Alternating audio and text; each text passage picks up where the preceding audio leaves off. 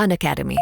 Let's crack it. Notes बनाने के लिए फॉर जीएस और पीएसआईआर की अगर हम बात करें तो जैसे लक्ष्मीकांत का एग्जांपल हम ले तो अगर लक्ष्मीकांत 800 पेज की बुक है, अगर फर्स्ट रीडिंग में ही आप उसके नोट्स बनाएंगे तो एस्पिरेंट वो 1000 पेज खुद लिखता है उसके नोट्स में से, क्योंकि ये नहीं पता होता कि क्या इंपॉर्टेंट है और क्या नहीं। सो नोट्स थर्ड या फोर्थ रीडिंग के बाद ही बनाए। और अगर मैं पर्सनल अपने तरीके की बात करूं तो मैं नोट्स थर्ड या फोर्थ रीडिंग के बाद बनाता था। उसके बाद जब आप उन नोट्स को पढ़ेंगे तो नोट्स में भी कुछ दिनों बाद कुछ चीजें इररिलेवेंट लगने लगती हैं कि यार ये मैं लिख दिया लेकिन it is not relevant for the exam, या फिर आपको ऐसा लगने लगता है कि it I have ingrained that particular thing so much in my head that I don't need it to be in my notes, क्योंकि काफी जनरलाइज चीज है तो आप उसको एलिमिनेट कर सकते हैं। तो नोट्स विद टाइम रिफाइंड होते जाते हैं, जैसे आपकी प्रिपरेशन अच्छी होती जाती है आपके नोट्स छोटे छोटे होते चले जाएंगे, क्योंकि आप बहुत सी चीजें इनकलकेट कर चुके हैं, केवल कुछ कीवर्ड्स हैं जो आप रखना चाहते हैं नोट्स में। फिर उसके बाद मैं उन्हीं चीजों के नोट्स प्रेफर करता था लास्ट टाइम पे जो कि मैं भूलता हूँ। जैसे लक्ष्मीकांत में इमरजेंसी 6 महीने में रिमूव होती है, स्पेशल मेजोरिटी में कितनी क्या होती है, या सीबीसी की सिलेक्शन कमेटी में कौन होता है, इस टाइप की कुछ चीजें जो हमेशा कंफ्यूजिंग रहती हैं और and examiner is very fond of asking those kind of question. So मैं उस तरीके के नोट्स बनाता था विच जो फॉर इंस्टेंस मैंने लक्ष्मीकांत के नोट्स 20 पेज में बनाए होंगे for last hour revision, but I can understand those notes, no one else. So that is the way of making notes at last moment ki write only those items in your note which your tendency of confusing or forgetting. बिल्कुल, और notes आपका मतलब effort भी बचाते हैं, आपका confidence बढ़ाते हैं, क्योंकि जैसे जितना आप उसको रिवीजन करेंगे उतना कॉन्फिडेंस भी बढ़ेगा। तो डेफिनेटली जैसा विशाल ने बताया, बहुत इंपॉर्टेंट ये स्ट्रेटजी है कि नोट्स तो आपको बनाने हैं। हो सकता है शुरू में लगे कि यार मैं 2 घंटे में कर सकता था, उसके लिए 3 घंटा 4 घंटा लगता, लेकिन जब आप एग्जाम पास होगा तो आप उन नोट्स पे रिलाई करेंगे और आपको इतना बैक करेंगे, कॉन्फिडेंस देंगे। तो बिल्कुल आप विशाल की जो स्ट्रेटजी है उसको फॉलो कर सकते हैं, नोट्स आपको बनाने चाहिए। अब आते हैं again answer writing. Answer writing बच्चे बहुत पजल रहते हैं कि कब से स्टार्ट कर लें और कैसे अप्रोच करें आंसर राइटिंग को। आंसर राइटिंग के लिए अगर कोई न्यू एस्पिरेंट है बिल्कुल, तो मैं जैसे करता था बिल्कुल स्टार्टिंग में जब मैं ग्रेजुएशन में था, जैसे एनसीईआरटी की कोई पर्टिकुलर बुक पढ़ रहे हो तो उसके पीछे एक्सरसाइज दी होती है जिसमें क्वेश्चंस होते हैं। तो क्योंकि my level was not that much competent कि मैं यूपीएससी के जीएस के पेपर सॉल्व करूं, मतलब मेंस के, तो मैं वही एक्सरसाइज के पेपर जो क्वेश्चंस रहते थे वो सॉल्व करता था एट वेरी इनिशियल लेवल। उसके बाद आप जब एनसीईआरटी खत्म हो जाए, इसमें थोड़ा आंसर राइटिंग डेवलप हो जाए, then you can switch to the GS questions जो सिंपल क्वेश्चंस हैं उनको सॉल्व कीजिए। और जैसे काफी लोग पूछते फुल लेंथ टेस्ट पेपर लगाएं या कब से राइटिंग स्टार्ट करें, तो आई वुड सजेस्ट कि आंसर राइटिंग तब स्टार्ट कीजिए तब आप थोड़ा बहुत सिलेबस पे पकड़ बना चुके हैं। ऐसा नहीं कि पहले दिन प्रिपरेशन के ही आंसर राइटिंग स्टार्ट कर रहे हैं। करीब 5-6 महीने प्रिपरेशन के बाद थोड़ा थोड़ा आंसर राइटिंग स्टार्ट कीजिए, at least 2-3 question in a day, which after 1 year you can increase 5-6 question. और मेंस और प्री के बीच में, प्रीलिम्स और मेंस के बीच में जो टाइम मिलता है अराउंड 90 डेज टू 100 डेज, उसमें फिर आपको फुल लेंथ टेस्ट पेपर्स भी लिखने हैं। अगर आपकी स्पीड स्लो है, जो मेरे केस में थी ड्यूरिंग माय फर्स्ट अटेम्प्ट, तो फिर आपको 3 घंटे एटलीस्ट रोज लिखना है ताकि आप क्वेश्चन पेपर सॉल्व कर पाए। क्वेश्चन पेपर सॉल्व नहीं करेंगे तो there is no chance of getting into IAS. Selection हो भी गया तो अलग चीज है, आईएएस तो नहीं मिलेगा। तो पूरा क्वेश्चन पेपर सॉल्व कीजिए, वो आप स्पीड इंप्रूव कीजिए आंसर राइटिंग से, और फिर फुल लेंथ टेस्ट पेपर लगाना स्टार्ट कीजिए या सेक्शनल में 20-20 क्वेश्चन लिखना स्टार्ट कीजिए ड्यूरिंग प्रीलिम्स एंड मेंस। उससे पहले आप 5-5 क्वेश्चंस रोज कर सकते हैं अगर आपने सिलेबस ठीक ठीक पढ़ लिया है तो। ये एक अगेन बहुत इंपॉर्टेंट चीज है कि आपने एक तरीका बता दिया बच्चों को कि एनसीईआरटी पढ़ के आप आंसर राइटिंग स्टार्ट कर लो। Because what the student generally do कि वो वेट करते हैं, साल भर तक वेट ही करते रहते हैं कि अब आंसर राइटिंग स्टार्ट होगा, और वो इतना इंपॉर्टेंट टाइम आपका निकल गया है।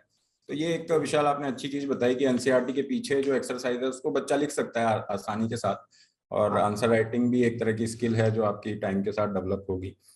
एक करंट अफेयर पे अब हम आते हैं। करंट अफेयर पे बच्चे बड़े पजल रहते हैं और इतना सारा सब कुछ उसमें होता है, तो करंट अफेयर में कैसे अप्रोच किया जाए, क्या उसको डेली बेसिस पे करना है, क्या करंट अफेयर के हमें नोट्स बनाने चाहिए या कंपाइलेशन के लिए जाना है। तो आप किस तरह से, मतलब आपकी क्या स्ट्रैटेजी थी और किस तरह से आप बच्चों को सजेस्ट करेंगे? देखिए, एक तो ये है कि ये काफी सब्जेक्टिव स्ट्रेटजी है, मतलब हर एस्पिरेंट की अलग अलग है। मैं honestly speaking during my first attempt या फर्स्ट अटेम्प्ट के पहले I used to make comprehensive notes out of the Hindu and Indian Express, at least from one newspaper every day. कुछ एक या दो पेज जो भी फॉर्डर पॉइंट्स लग रहे हैं या जो भी चीज, बट वो काफी बल्कि हो जाता है विद टाइम। आप 500-600 पेज तो केवल न्यूज़पेपर के नोट्स से भर देते हो, which is not easy to revise them.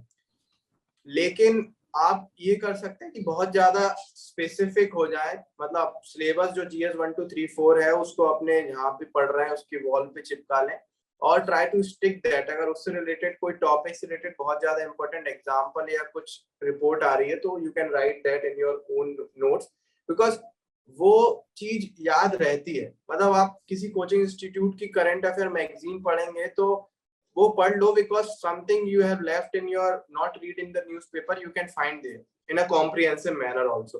But when आप न्यूज़पेपर से कुछ पढ़ते हैं तो न्यूज़पेपर की चीजें एक तरीके से स्टेज बाय स्टेज डेवलप होती है। जैसे आज कोई अरेस्ट हुआ तो कल फिर उसको कोर्ट केस स्टार्ट हुआ, फिर परसों बेल मिली, तो वो पूरा कंटिन्यूस प्रोसेस चलता है। तो वो एक तरीके से स्टोरी टाइप के आपके माइंड में चीजें डेवलप होती हैं and which is very easy to memorise. लेकिन जब मैगजीन रहती है उसमें एक तरीके से आपको मगअप करना होता है चीजें, which is very difficult to having into the your memory. So that is the thing. तो न्यूज़पेपर पढ़ना इफ पॉसिबल उसके नोट्स बनाए, लेकिन be very specific. in newspaper notes should not be more than 1 page of a day, and other than that read one magazine, any of the coaching institute magazine which a aspirant want to prefer, because जो चीजें left out हो गई हैं in notes you can find it there। and also coaching institute do a lot of hard work in making comprehensive notes of current affairs, so you can refer to that also according to your things, like क्या आपने छोड़ दिया क्या नहीं छोड़ा। तो लेकिन ये आप सजेस्ट करेंगे कि बच्चों को न्यूज़पेपर पढ़ना चाहिए, क्योंकि वो जो एनालिटिकल पार्ट है स्पेशली मेंस में जो एनालिसिस वाली है वो आपको हेल्प करेगा एनालिसिस। ठीक है, तो डेफिनेटली नोट्स बनाने, और वो बिल्कुल विशाल ने सही कहा, इतने बल्कि हो जाते हैं, बल्कि बच्चे यही बोलते हैं कि सर उसको कैसे आगे वो करना है, क्योंकि वो एक बर्डन हो जाता है, अब उसको 500 पेज को कैसे रिवाइज करना है। तो टू बी वेरी स्पेसिफिक, बिल्कुल अपना टू द पॉइंट आपको जाना है। एक इथिक्स के लिए, क्योंकि 250 नंबर का पेपर है और बच्चे मतलब किस तरह से फॉलो करें, कोई स्टैंडर्ड सोर्स आप बताना चाहें, कोई बुक, और किस तरह से स्पेशली केस स्टडी वाले पार्ट के लिए बच्चे कुछ स्ट्रेटजी फॉलो कर सकते हैं?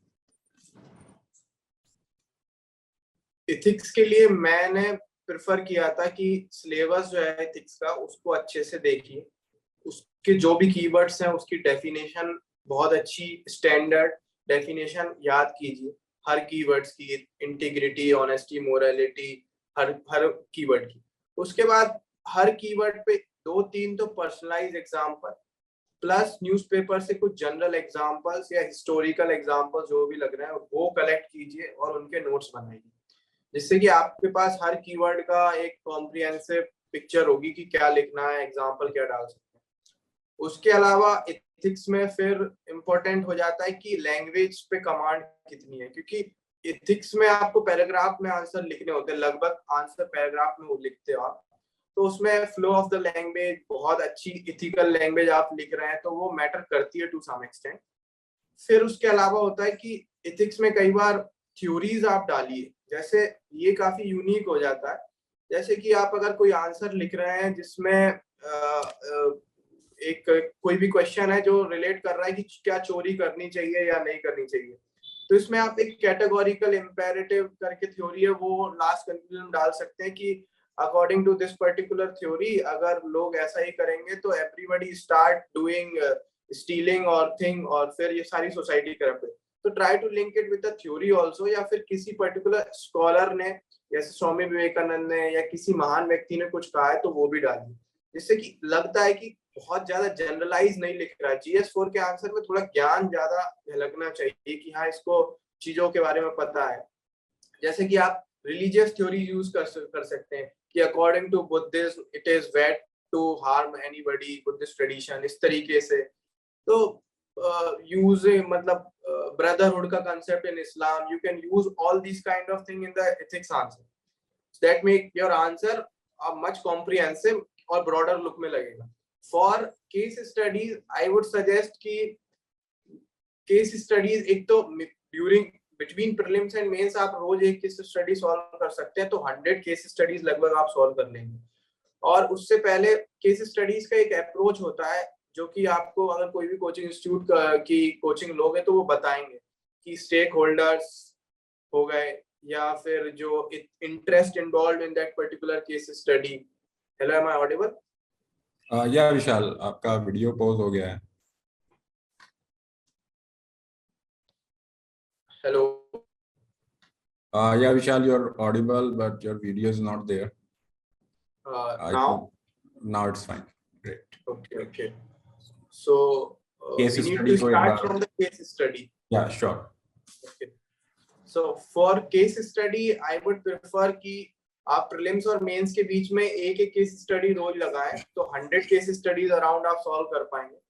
और उससे पहले case studies का format क्या रखना है आपको, वो बहुत important है. उसके लिए आप टॉपर्स की वीडियो देख सकते हैं. और टॉपर्स की वीडियोस में आप ये देखेंगे कि टॉपर्स स्टेक होल्डर्स को बहुत अच्छे से आइडेंटिफाई करते हैं, उनके इंटरेस्ट क्या है.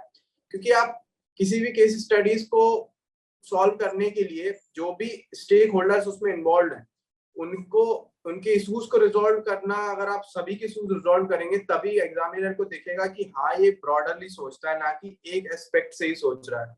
तो वो आइडेंटिफाई कीजिए. उसके बाद ऑप्शंस, कई बार केस स्टडीज मांगता है कि अगर आप उनकी जगह होते तो क्या आप चूज करते या क्या कोर्स ऑफ एक्शन लेते. तो कोर्स ऑफ एक्शन में लेने में ज्यादा ब्रूटल नहीं होते, रूल ऑफ लॉ का फॉलो कीजिए. And what I preferred is that I have to our constitution in my mind during writing case study. तो आप कॉन्स्टिट्यूशन में जो वेलफेयर स्टेट का कंसेप्ट है या जो फंडामेंटल राइट्स और डायरेक्टिव प्रिंसिपल्स बात करते हैं उसको दिमाग में रखिए. उसको रखेंगे तो आप बहुत मतलब constitutional morality अगर आप keep in your head, then definitely you can write a better course of action कि हाँ according to constitutional morality ये चीजें होनी चाहिए. अगर women को बाहर नहीं जाने दिया जा रहा particular case study में, तो that is against article 15 of our constitution. तो आप उसको लिखिए कि हाँ हमारा संविधान इसको अलाउ करता है, women को equal rights हैं सबको. तो इस तरीके से keep in mind in your head.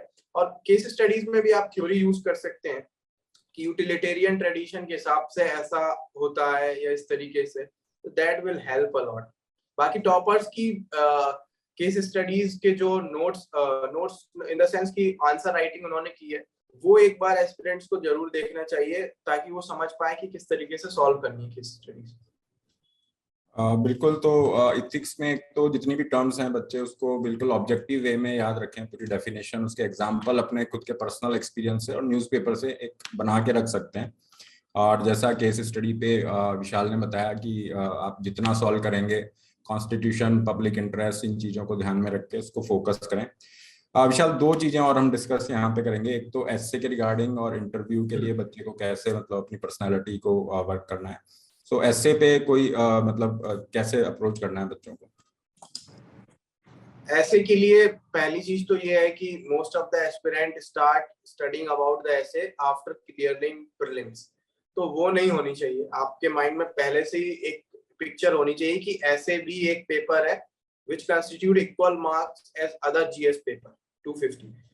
और दूसरी चीज, अगर आपके माइंड में ये है तो आप उसी टाइम से ऐसे को भी देखते चलिए. और ऐसे के लिए मेनली फॉर्डर पॉइंट्स कलेक्ट कीजिए फ्रॉम न्यूज़पेपर और from whatever sources you are reading.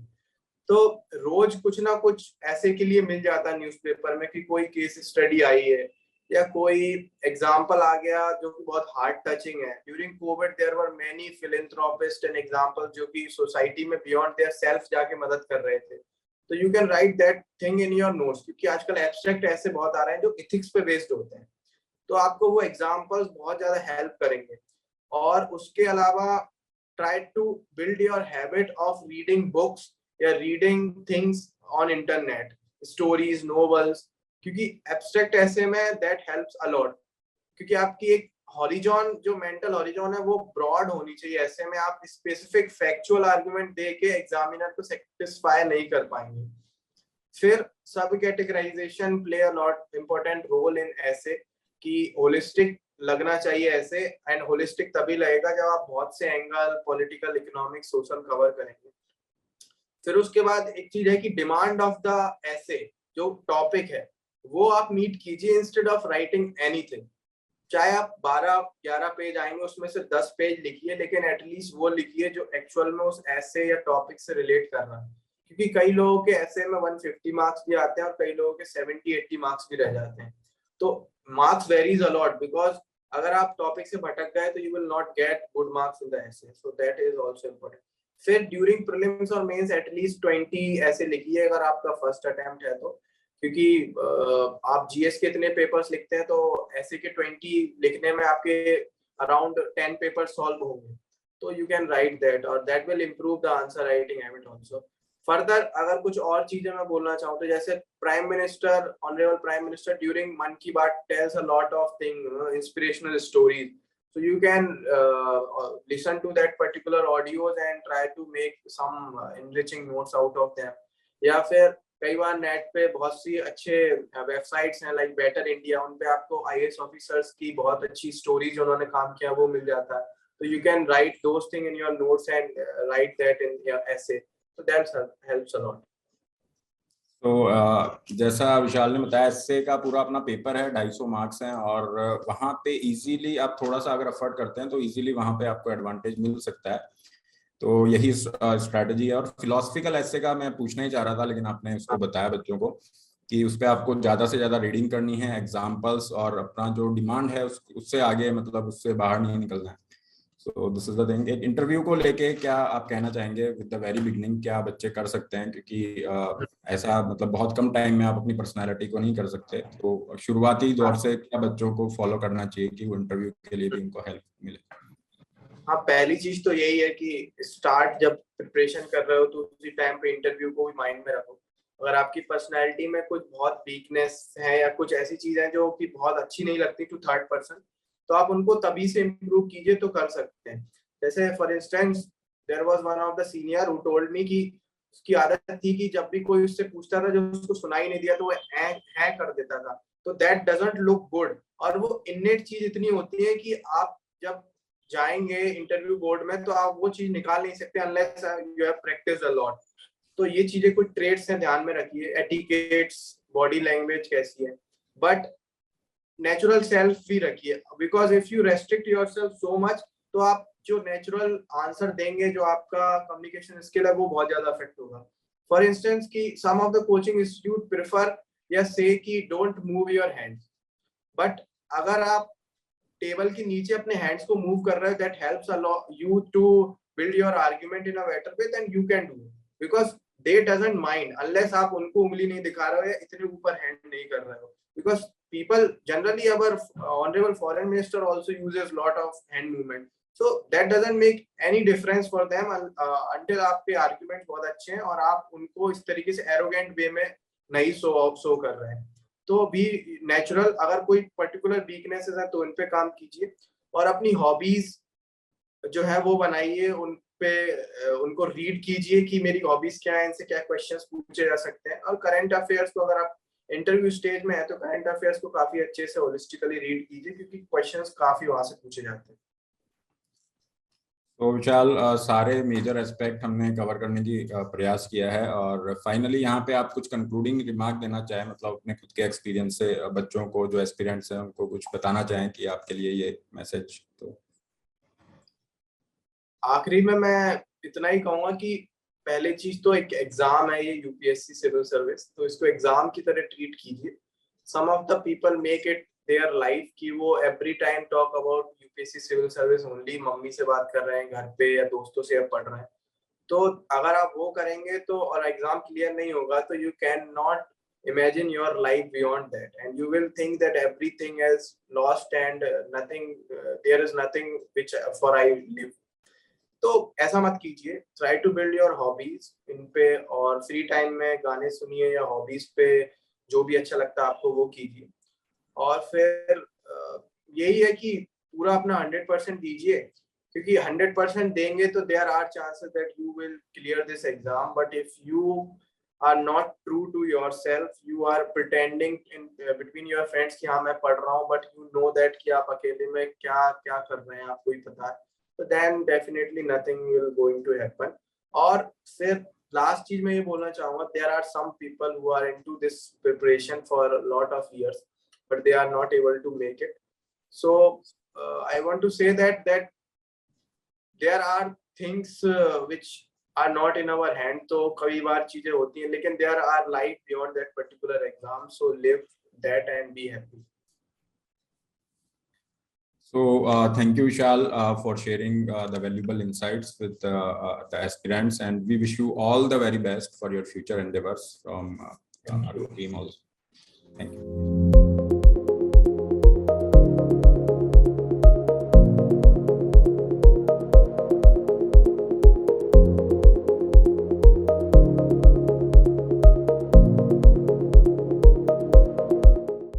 Unacademy. Let's crack it.